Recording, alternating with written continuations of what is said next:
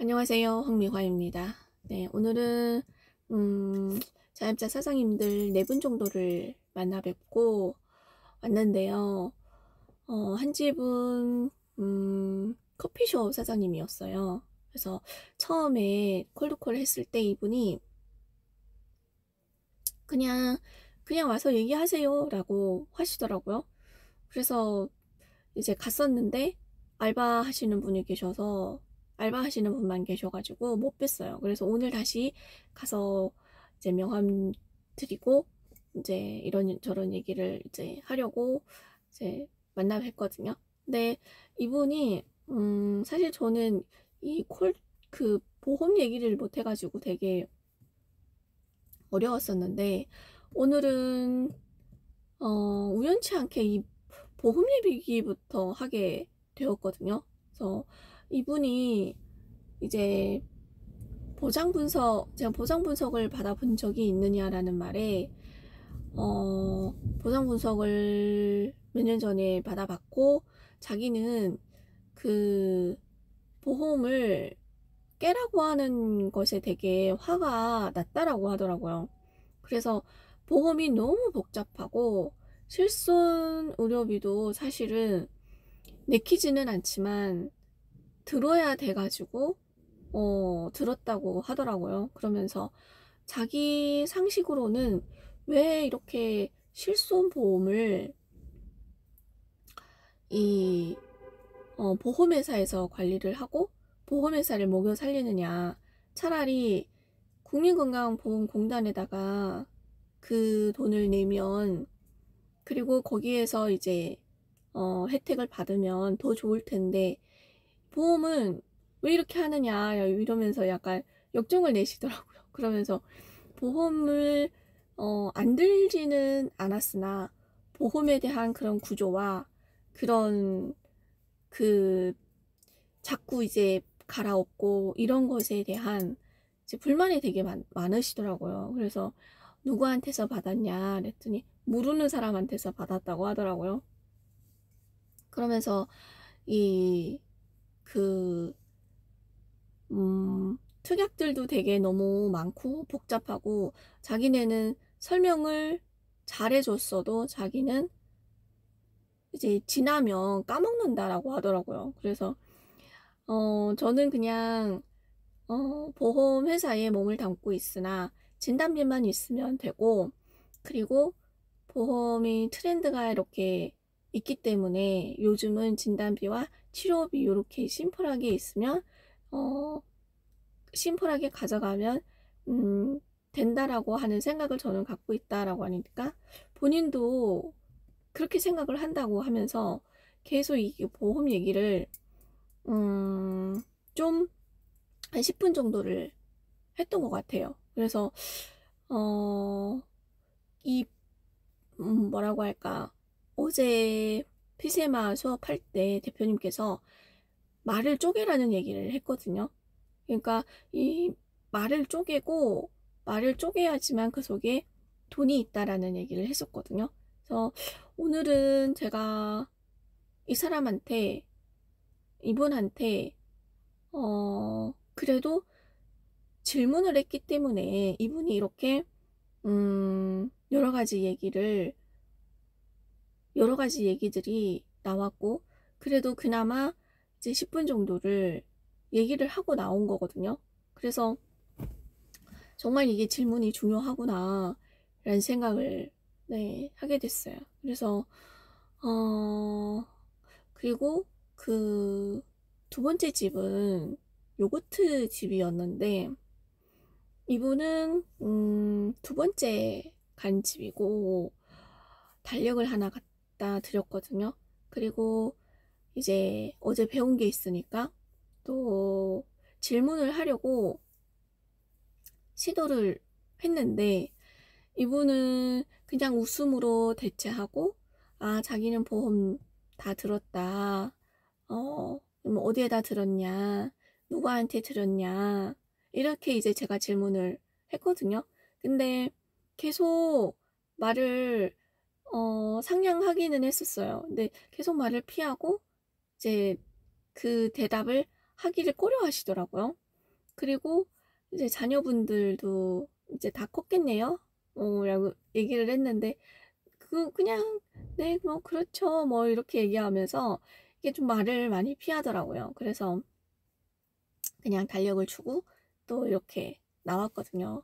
그래서 아 이게 또 어 질문을 했을 때 답을 말을 또 이렇게 막 해 주시는 분도 있고 아니시는 분도 있고 그렇더라고요. 그래도 뭔가 내가 가서 옛날에는 정말 명함만 주고 달력만 주고 왔었는데 그래도 뭔가 내가 가서 질문을 하려고 했다라고 하는 것에 오늘은 되게 성과가 있는 것 같아요.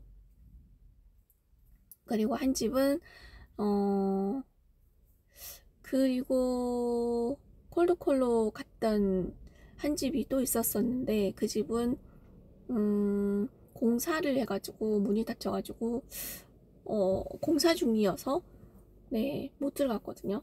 그리고 한 집은 우연치 않게 콜드콜로 이제 꽃집이었는데 콜드콜로 간 그곳이 옛날에 제가 독서 모임을 했던 그곳이더라고요.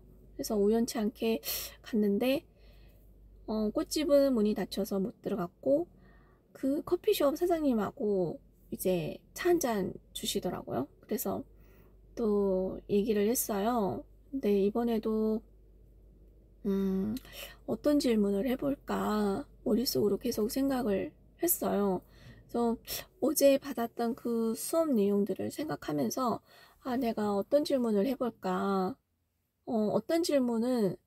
어떤 질문이 내가 가장 쉽게 할 수 있는 질문일까? 이런 생각을 하면서 질문을 했거든요. 그랬더니 자녀 이야기를 했어요. 자녀들은 지금 잘 지내냐 했더니 쌍둥이 남매인데 아들과 딸 이제 둘 다 키워보셨네요. 라고 했더니 정말 딸이 아들이었으면은 자기는 정말 못 키웠을 것 같다라고 얘기를 하면서 딸은 정말 거저 키운 것 같고 아들은 되게 욕심도 많고 하고 싶은 건도 많고 그렇다고 하더라고요. 그러면서 어렸을 때 뭔가 이제 선택을 하라고 했을 때 무조건 아들이 선택한 것을 이제 이게 오빠거든요. 동생이 다 따라주는 그랬다고 하더라고요. 그래서 아들은 삼수를 해가지고 연세대 경영학과 들어갔다면서 네 너무 뿌듯해 하시는 거예요. 그리고 딸은 피아노 전공을 했는데 피아노로 하기에는 좀 뭔가 어려움이 있을 것 같다고 해서 커피숍을 차려달라 그래서 차린 게 그 커피숍이라고 하더라고요.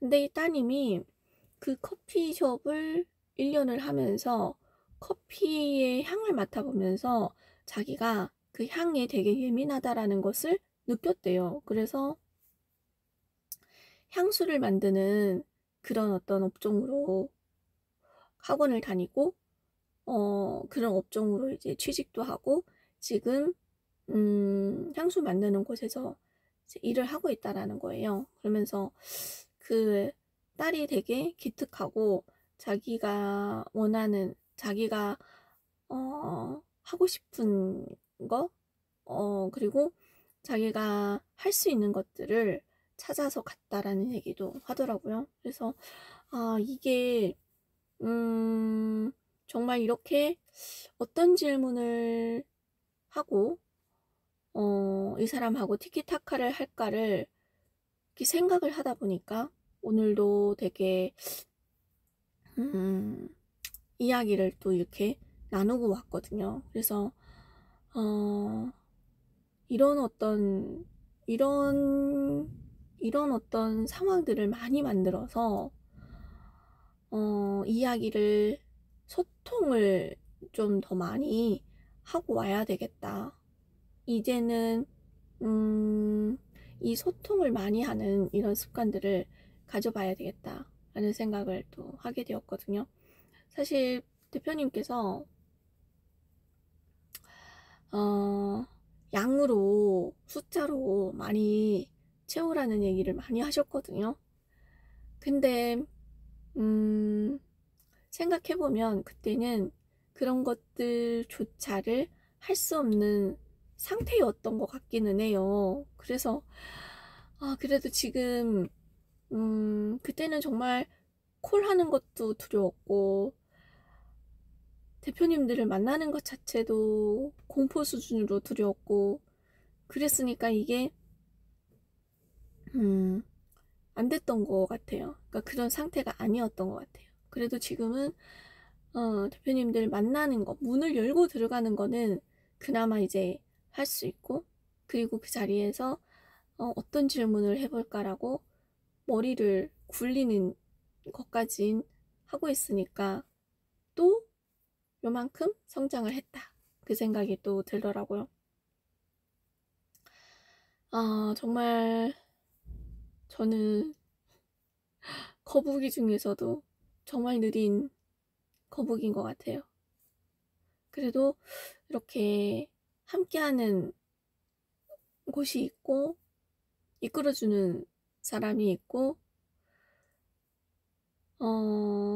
1년을 그래도 버겁지만 그래도 오려고 노력을 했고 여기까지 왔고 이제 좀 더 뭔가 깨달음이 조금 더 있는 것 같아요. 그래서 이런 것들을 또 계속 되는 것을 계속 반복하다 보면 그 속에서 계속 깨달음이 들어오고 또 반복하고 깨달음이 오고 반복하고 하면은 되겠다 이 생각을 하게 됐어요.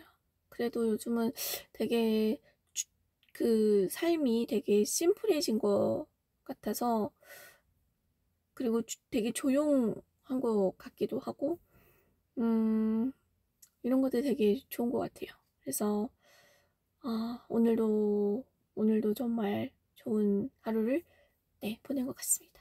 오늘은 여기까지입니다.